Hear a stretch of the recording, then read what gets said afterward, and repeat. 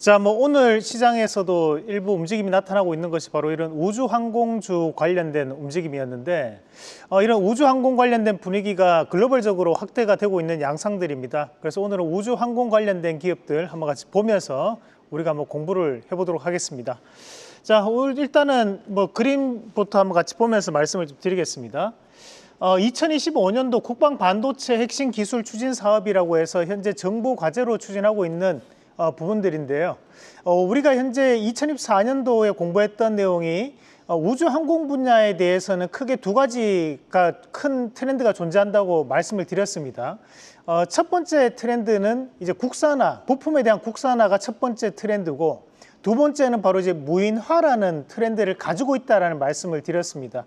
우리가 흔히 무인화라는 트렌드를 얘기를 하면서 가장 많이 이슈가 되는 것이 바로 이 드론에 대한 무인화 관련된 이슈가 많은데, 마찬가지로 이제 전 세계적으로 봤을 때는 우리가 이런 인공위성에 대한 이슈가 상당 부분 확대가 되고 있는 양상들이라는 거죠. 그런 측면에서 본다면 앞으로도 이런 국방 반도체에 대한 부분들, 그러면서 우주항공 분야라든지 또는 우리가 이제 드론 분야에 대한 부분에서도 좀 더 확장되는 여지는 남겨두고 우리가 시장을 바라봐야 되는 그런 입장이라는 말씀을 드리면서 관련되어 있는 기업들 한번 같이 보도록 하겠습니다. 자, 우리가 먼저 우주항공 분야 얘기를 하면 가장 먼저 떠오를 수 있는 것이 바로 하나에어로스페이스라고 보실 수 있겠죠. 이 하나에어로스페이스는 크게 키워드가 세 가지가 등장을 하게 됩니다.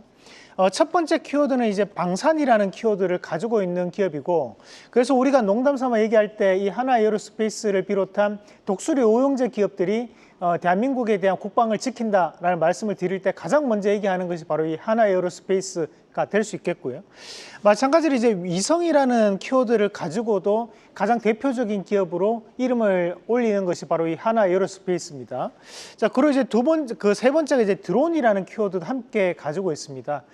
그래서 현재 정부에서 추진하고 있는 이런 드론 사업에 대한 부분에서도 일정 부분에 대해서 참여를 하고 있는 양상들이기 때문에 우리가 하나에어로스페이스가 회사 내부적인 문제가 없다면 가장 대표적인 기업으로 항상 내세울 수 있는 기업이라는 말씀도 함께 드리겠고, 자, 그리고 이제 두 번째로 보면 HVM이라는 기업이 있는데 이 HVM이라는 기업은 이제 특수금속이라는 키워드를 가지고 있는 기업입니다. 이 특수금속이라고 하는 것이 어디에 쓰이는 거냐 하면 우리가 이제 그 로봇에 일부 쓰이거나 또는 우주선 같은 곳, 위성 같은 곳에 보면 단단하면서도 좀 가벼울 수 있는 그런 합금철에 대한 부분, 특수금속에 대한 이슈가 가지고 있는 기업이고, 마찬가지로 이제 스페이스X에 대한 키워드는 뭐냐면 우리가 이 HVM이라는 기업이 과거 스페이스X에 납품했던 이력이 있습니다. 그렇다 보니까 그에 따른 부분 자체에서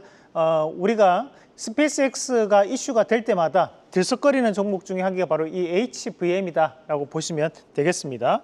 자, 그리고 이제 세트레가이라는 기업도 있죠. 세트레가이 같은 경우에는 위성을 모두 종합적으로 만들 수 있는 기업입니다. 그래서 우리가 이 세트레가이에 대한 지분을 또 보유하고 있는 기업이 하나에어로스페이스라는 점도 참고를 하시면서 보시면 되겠고요. 그래서 우리가 인공위성 관련된 이슈가 나올 때 가장 많이 움직이는 종목 중에 한 개가 바로 이 세트레가이라는 기업이 된다는 것도 참고를 하시고, 대신에 이 세트레가이 같은 거래량이 조금 부족하다는 것도 참고를 하시면 좋을 것 같습니다.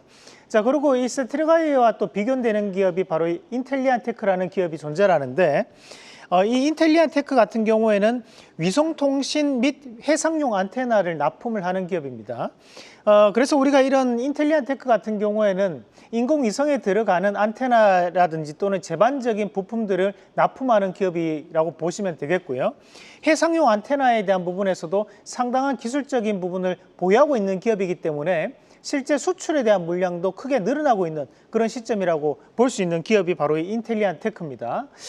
그리고 이제 우리가 캔코 에어로스페이스라는 기업, 이 캔코 에어로스페이스 같은 경우에도 우리가 우주항공 관련돼서 전문적으로 생산을 하고 있는 기업이 바로 이 캔코 에어로스페이스라는 기업입니다. 이 캔코 에어로스페이스 같은 경우에는 미국 기업들과에 대한 관계가 상당 부분 부각될 수 있는 부분들인데요.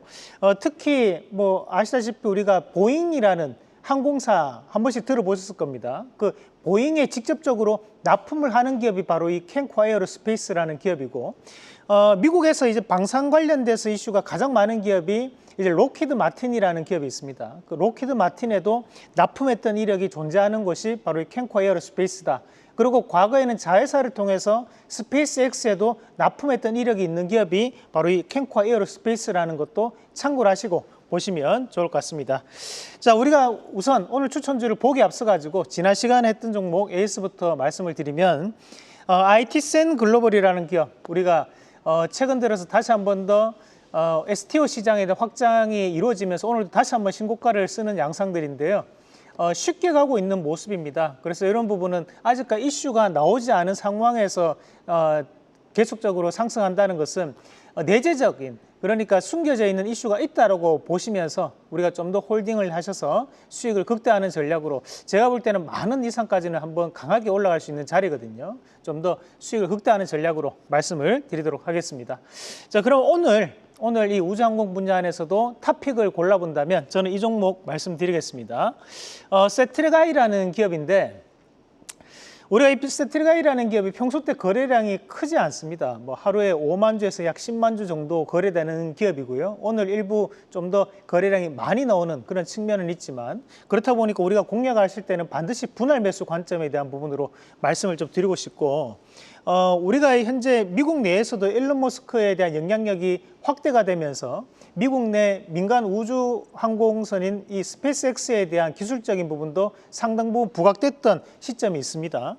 마찬가지로 이제 글로벌 우주항공 산업에 대해서 확대 개편이 현재는 되고 있는 시점들이기 때문에 거기에 따라서 위성 풀 패키지로 만들 수 있는 이 세트레가이에 대한 기술적인 부분 자체가 국내 안에서도 상당 부분 부각될 수 있다라는 부분으로 말씀을 좀 드리겠습니다.